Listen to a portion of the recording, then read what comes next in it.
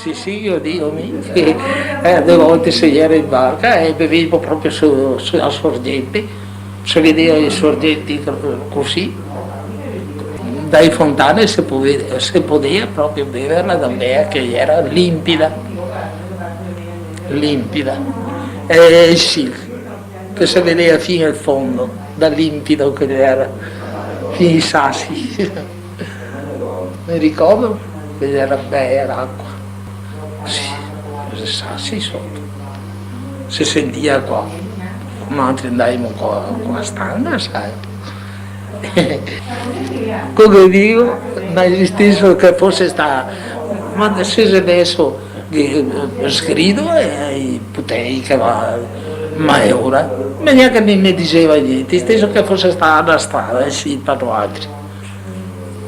Mi lasciavo andare a vedere, una volta sono andato come la barca, poi era rotta e io ho chiuso quella nuova, quando si partiva come la barca, stai vedendo io.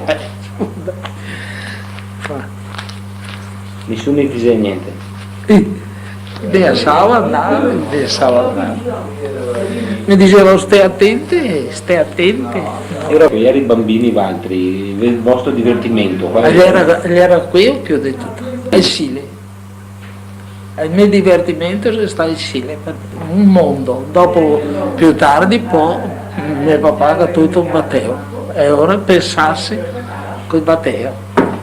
E navi a canoa?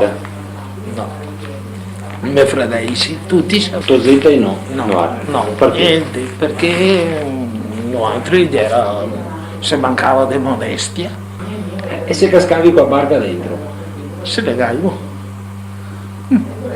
E mi dica, e mangiaremo oramai a estrae bene, sapevo a girare, a maneggiare la barca. Non aveva paura? No, per niente.